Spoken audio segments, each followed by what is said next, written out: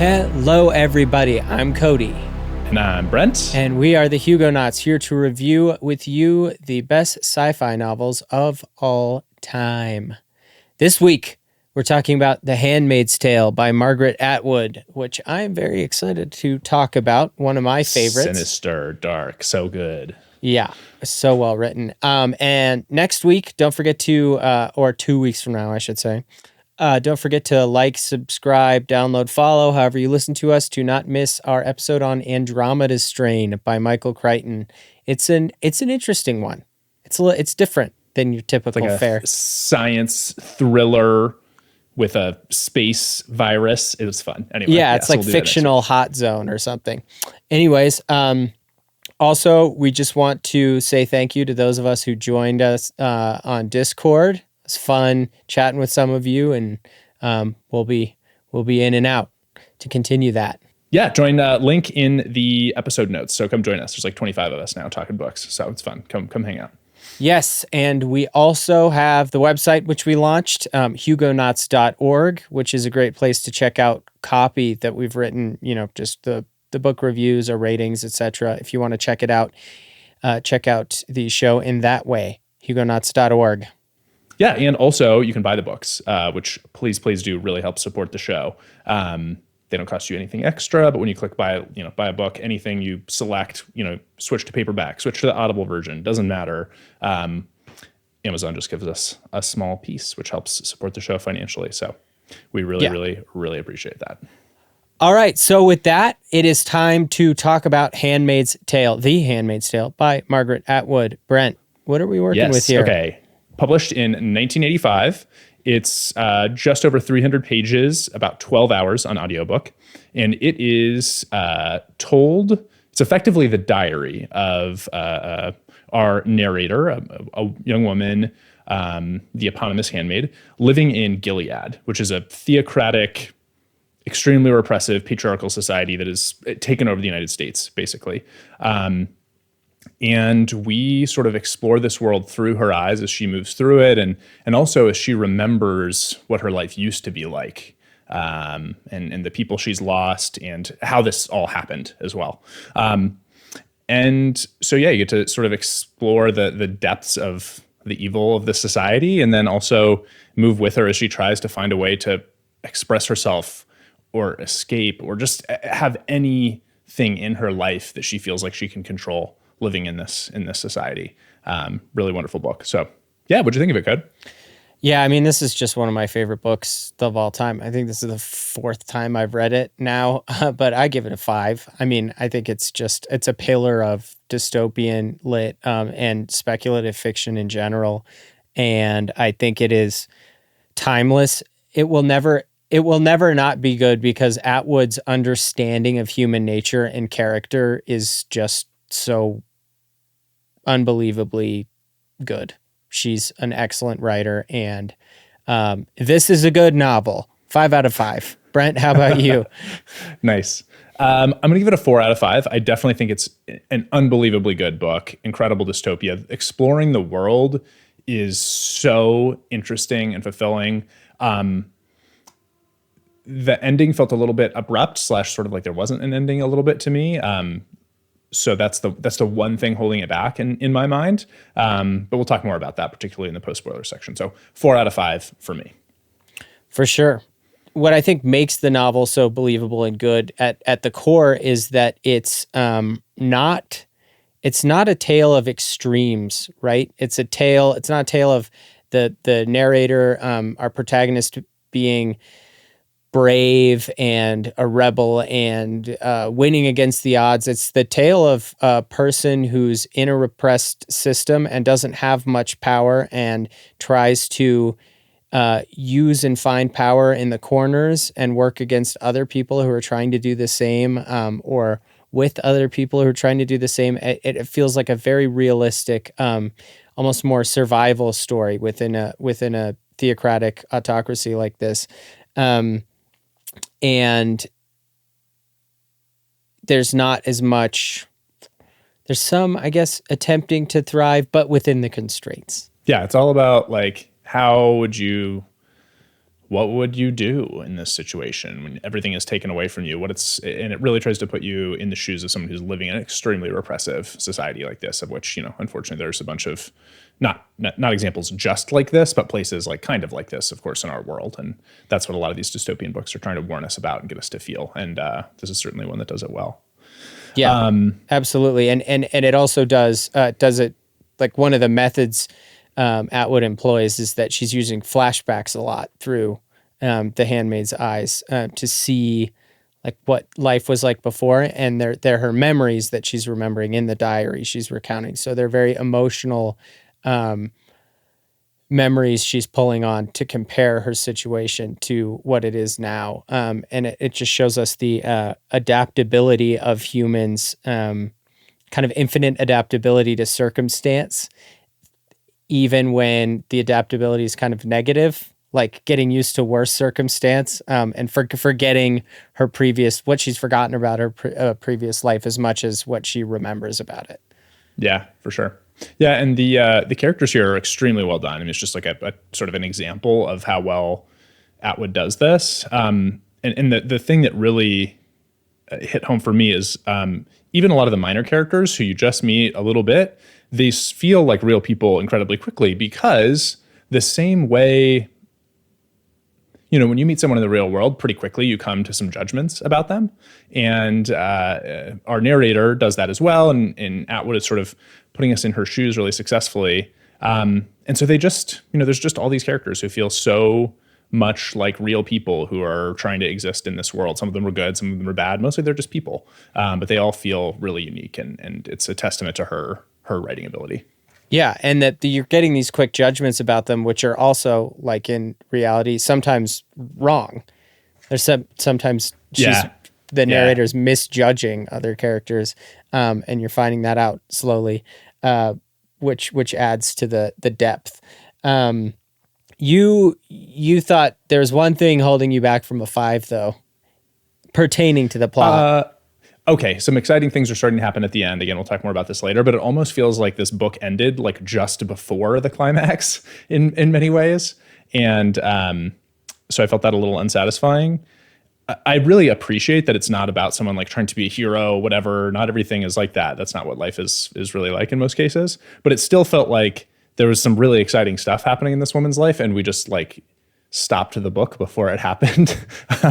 So yeah, that was my one gripe, was sort of like the plot and the pacing. Yeah, it did not bother me whatsoever. Just from from another perspective, I can see where you're coming from, but I thought it was an ending that befit the book. It was very true to the soul of the novel, and felt satisfying to me. So, tomato on that one. For sure. Yeah. So there's a lot of themes in this book. This book is definitely more on the, the literature end. I know you and I first read it when we were in high school English together, and when we were like 17. So it's taught in a lot of classes. There's a lot to dig into. One of the more interesting ones we think is it really proves, at least to me as a reader, how quickly society can fall apart, and especially if no one can trust each other in any sort of interaction, if they always feel like they could be spied upon or told on to some sort of other authority. It degrades everything really quickly. You can't trust any relationship because you feel like they might, turn you in exchange for making their lives a little bit better. If you get into a society like that, it's not only do you hate the state, not trust the government, but you can't trust other people. And that's a really tough thing. That sort of like trust between strangers is what makes modern societies work. So, it's a really tough vibe. Yeah, it certainly is. Another thing that popped out to me when I was rereading this, I feel like Handmaid's Tale, especially with the show out now, memes, etc. How I remembered it and how it feels like it's kind of culturally used sometimes is as an argument against religion. That there's this theocratic state, and it's just used to say like religion can lead to religious extremism. So it's used as an argument against religion. And what interested me on this reread was the nuance of her representing both ends of the religious and spiritual human scale, and the good and bad parts of each, because also the people who are most likely to rescue others in the novel and perform good deeds and have the courage to stand up against the state, or at least commit subterfuge to try to help others who are controlled by the state, are often Quakers, and I believe there's a Jewish family as well. Like there are other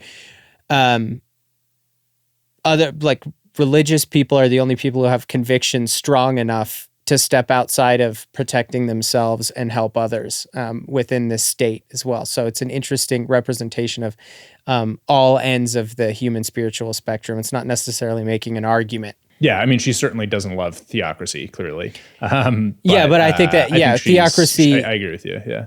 Theocracy being not about religion or spirituality, right? Her point being like to use it as a controlling force in a government is not the same as to believe. Right. Yeah, for sure. Yeah. In a similar vein, like painting things in gray, basically, the fact that she's showing, of course, a society here where people have what we would say is like no freedom, so little freedom. And a lot of the way they frame this to the agents of the state will sort of justify this as like, oh, think about how like safe and secure you are, and like the bad things that used to happen. Like, oh, women used to get raped, and like that doesn't happen anymore. So that means this must be better. Right. And what's really interesting here, though, is she's sort of showing that that's true, of course, in a state. Like there's trade-offs that have to be made between sort of like freedoms and security. And often in times of like when people don't feel secure, they sort of give up freedoms. It's hard to keep them. But sort of individuals also do that. It's this trade-off within all the characters in this book that they're trying to fight with.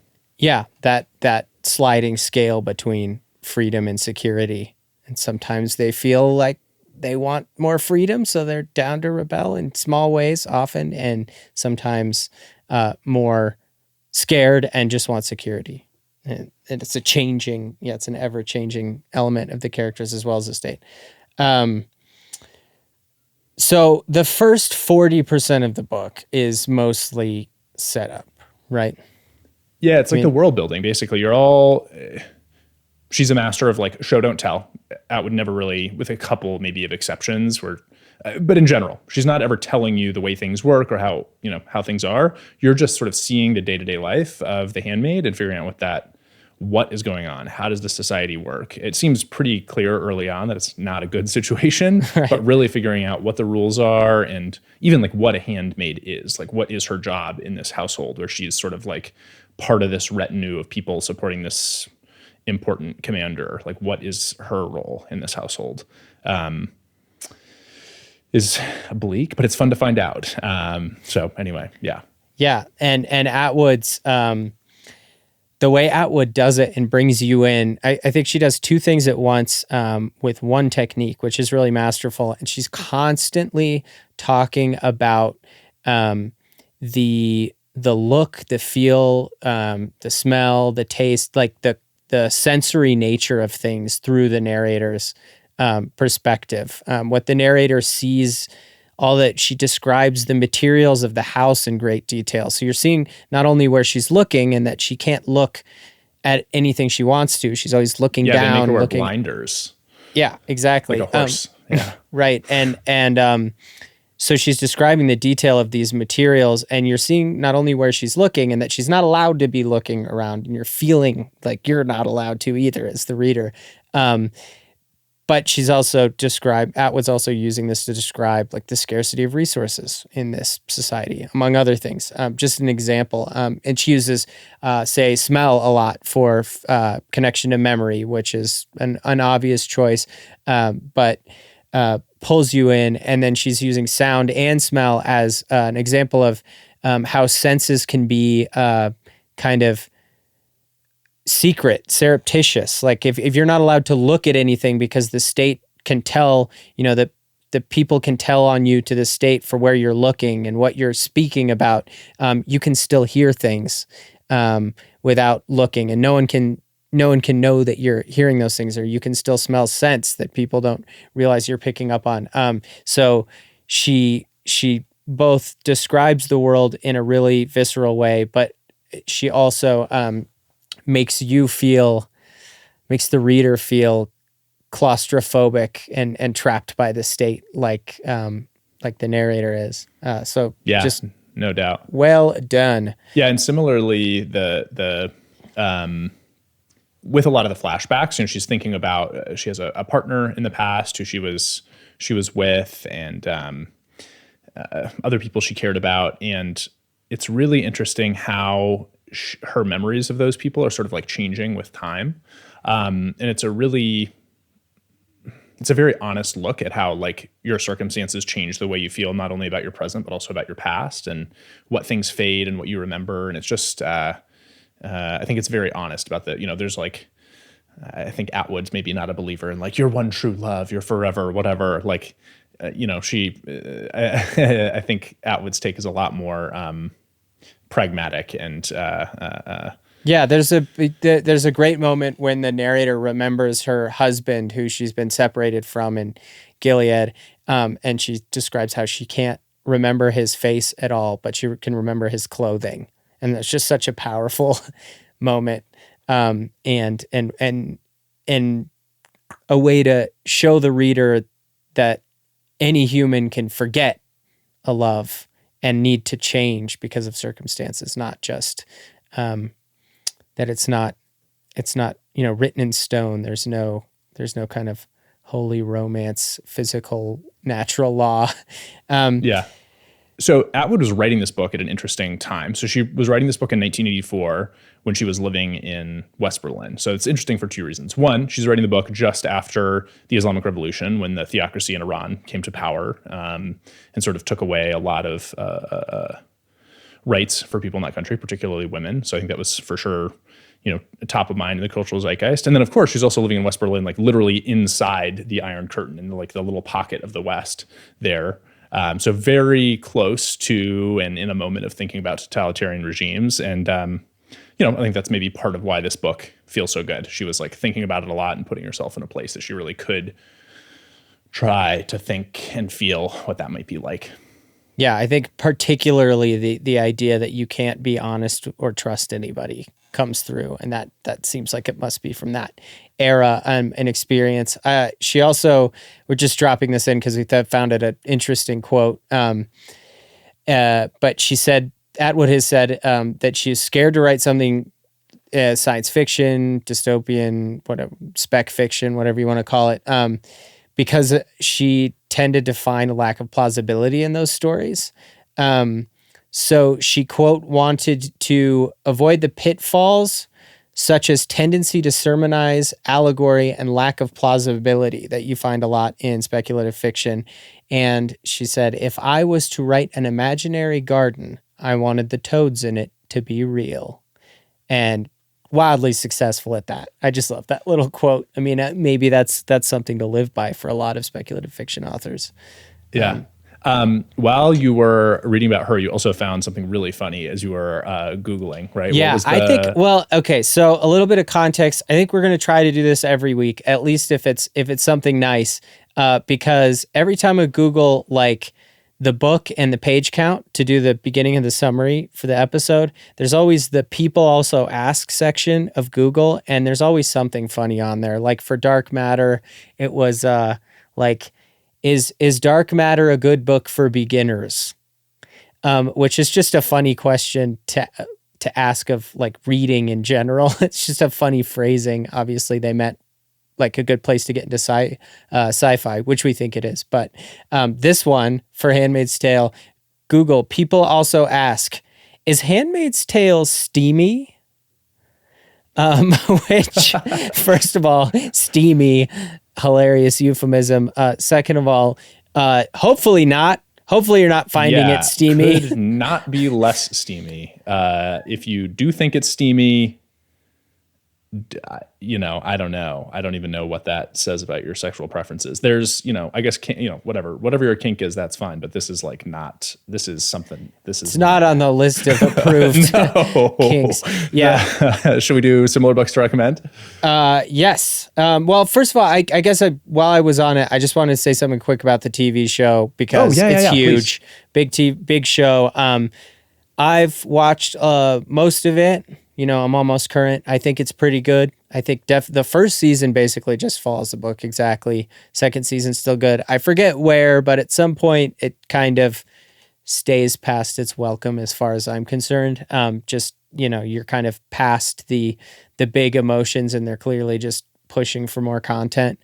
But if you like serious drama that looks really, really good, then you also like the show. And season 1 of the show, like I said, is basically just the book. The only difference being you kind of remove the nuance. I think what's interesting about the novel is that it's a story of survival and how a person can sacrifice their ideals for survival. Whereas the show, because it's television, it makes sense, is more about June, the handmaid, being a rebel, taking down the whole of Gilead. So anyways, we're checking out similar books. Brent, why don't you start us up? Sure. This is like one of the best dystopian novels of all time. If you like this, you'll probably like the other very good dystopian novels. So we'd be totally crazy if we didn't recommend them. Start with 1984 by George Orwell. It's the most read dystopian and also sci-fi book of all time for good reason. It's unbelievably so good.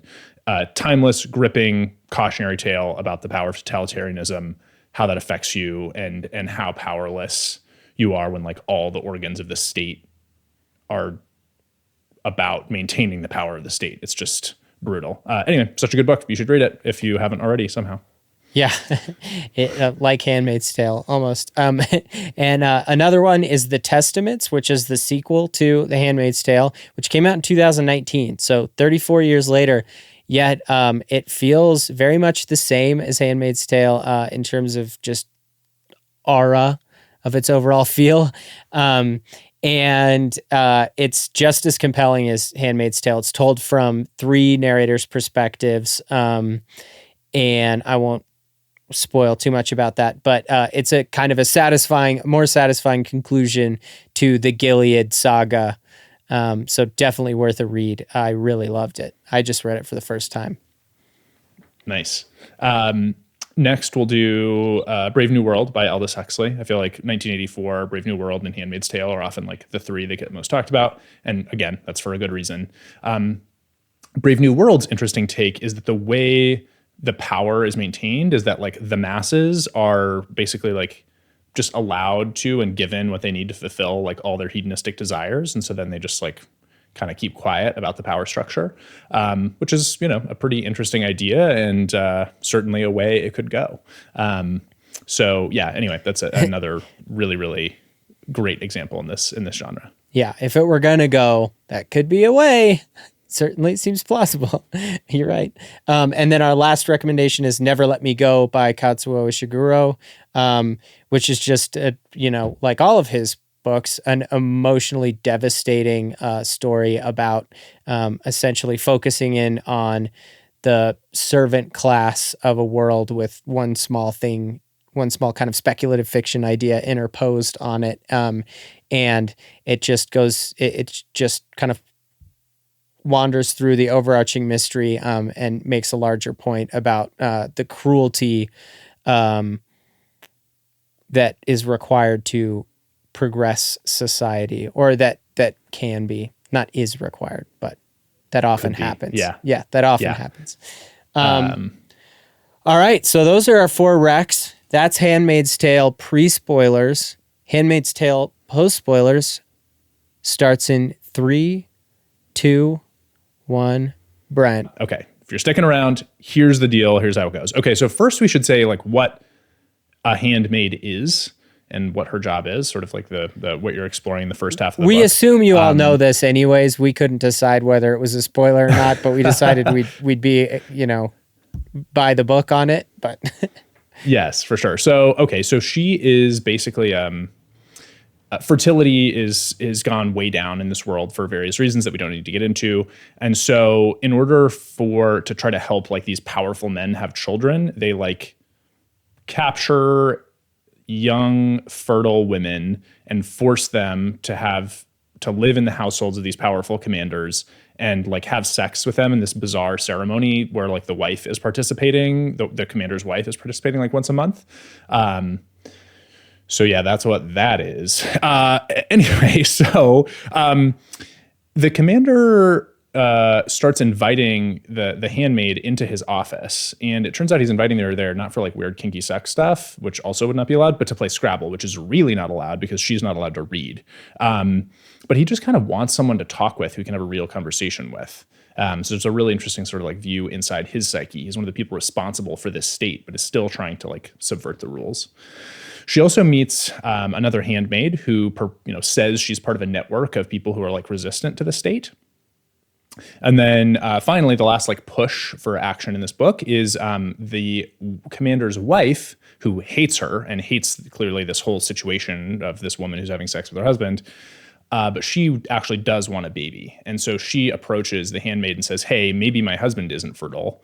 I want you to have sex with his driver, this guy, Nick. So she does. And then she decides she likes this guy, Nick, but also she just like likes doing something that's not allowed. So she keeps having sex with him and sort of building a relationship. And then at the end of the book, the secret police show up. And it's unclear if she's really been caught or if these are actually agents of the Mayday, the underground. Yeah, Mayday, who are going to help her escape. And that's kind of where it ends. And then there's an epilogue which is set like 150 years in the future. It's in an academic conference where they are saying, hey, they've found these audio tapes that were recorded and it's supposed to be what we just read. And they sort of are talking about what that implies and talking about the history of Gilead. So anyway, that's the book. it is. It's interesting to strip down literary work like this into plot hits because it's about so much more. There's more scenes obviously we left out, but it's just about being there. It's not about like who does what and where they go and who they beat and stuff. So it's funny to hear it distilled that way. But such is. And the epilogue is one of the most interesting parts of it because I hadn't remembered that until I reread. And the way they're framing the story as we found these cassette tapes by this unnamed woman who was apparently a handmaid, and they're her diary. And we're at this academic conference way in the future after Gilead is gone, discussing if if this is a reliable transcript. Can we connect this to other historical sources? They spent a bunch of time like trying to figure out who the commander or who the handmaid might be or who the commander might have been or these historical people. We can figure out who they are. Right. And I think one thing that it does is help connect us to the feeling that a state like this can really happen to any society at any time. It can be a quick switch that's flipped, and suddenly you're living under some sort of thing like this. It can happen to anybody, and it shows that on the back end. Like, oh yeah, that weird thing that happened in the past, that's over now, obviously. So it's just a nice frame for, I guess, larger scope for the ebb and flow of human societies and governments. It certainly it could happen if people don't resist. The way that Gilead came to power is they assassinated the president and all of Congress, basically, and then just sort of said that they were in charge, and like the people en masse didn't resist. And it was interesting to me that that's how you make the book work, and that's part of what's a cautionary tale. But I don't know how kindly Americans would take to the fact that someone had assassinated the president and all of Congress and said they were in charge now. Hopefully we would not be appreciative of that and would not let them take control of the government. But anyway, that's part of the point of the book. Don't let them like come for what's the famous quote from the Holocaust? First they came for the Jews and they came for so-and-so. Anyway, eventually they come for everybody. Correct. So like when bad stuff starts to happen, say something, even if you're not currently getting hurt. Yeah, you need to stand up for others. And I guess I felt like it was more realistic because it does hinge upon the birth rate thing, right? There's this moralistic, like the Gilead leadership has a solution to the birth crisis issue, which I think is kind of their shield against being asked questions about why they just took over Congress and the presidency by force, like took it by coup. And I think that does make it feel more realistic, that as long as you have some sort of scapegoat idea to recontextualize your coup, you might get away with it more easily. Yeah. Yeah, there was something really interesting with the in sort of like the scholars unpacking things, which is that they're saying they think maybe the commander got purged in the near future. And you were pointing out something really interesting about sort of the generational nature of totalitarian regimes like this. Yeah, I guess just the general insinuation of that type of authoritarian rule, of ruling based on a religious belief here, but any sort of reason or context for why I need the power and because we need to be doing X as a society to be good. And if that first generation is just using that as an excuse to have power, but the second generation, if they're really indoctrinated with those ideas, will come into power and then realize the first generation is not acting under those laws that are so ingrained in them as the second generation, and they'll purge out the first generation, and then that ruling class is ruling based on kind of, false truths that they've learned. So, eventually human nature takes over and they fail as well. But that's totally common theme of dystopian lit. And that's why I think still probably, to step to the side a little bit here, 1984 is maybe still the one that just never will shake out of my head, because obviously the entire point is you can't maintain power unless all you care about is maintaining power. And then it's really easy to maintain power. So that's frightening. It's so scary. Yeah, I'm excited to talk about 1984 at some point here in the near future. But yeah. Okay, well, I think the last thing we should talk about is sort of circle back now that we've done the post spoilers and talk about sort of like this ending idea. Yes. So let me put a little finer point on what I was talking about earlier. So basically, like at the end of the book, you get this tease like, oh my God, is she going to get arrested and executed, or is she about to like escape and get to Canada and be out of this society? And then the book just ends.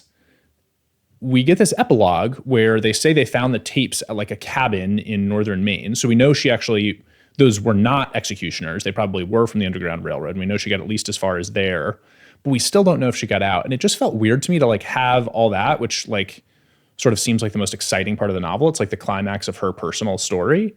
To have that happen like off screen / like we don't even know really what happened. So anyway, that was my gripe with the end.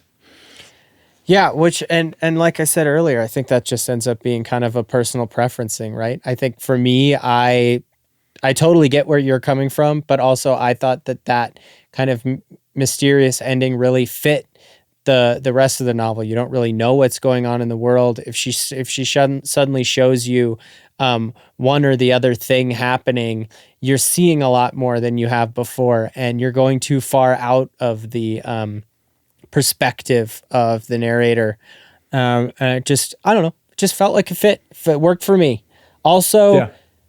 I read the Testaments and it wraps everything up nicely. So maybe I feel differently now that I know, a little plug for the sequel. I'll have to read it too. You make it sound really, really good. So I didn't even know there was a sequel until you told me, honestly. So anyway, I didn't know there was a sequel until I re-listened for this episode, and I was like, wait, that's it. It's like an actual sequel. Super good. Now that we're doing spoilers, one of the three narrators is Aunt Lydia, who's the head of the Handmaid's school. Oh, who's like training her in her servitude and sexual slavery. Yeah. And she's got a really interesting arc in the book. And then there's a girl in who's growing up in Gilead, and a girl who's growing up in Canada who's kind of a refugee. I was surprised 34 years later, and the sequel feels the same and is satisfying and good. I thought it was wonderful. Yeah, that's a rare thing. Well, cool. Well, this was a really fun one. I'm so glad we got to do this. I'm excited about our dystopian year ahead of us here. And I can't wait to see everybody in 2 weeks for Andromeda Strain. Yeah. And to clarify, talking about dystopian lit this year, let's not have a dystopian year as a people. We're good on those. We're fine up to here on dystopia. So, and I could talk about this book forever. So come hit us up on the Discord if you have more thoughts about Handmaid's Tale, book, show, testaments, the sequel, whatever. We even have a little thread we started separately that is spoiler, the opposite of spoiler free, has spoilers. So we can talk about books that we've read. So thank you. Thanks for joining. Keep reading. Later, y'all.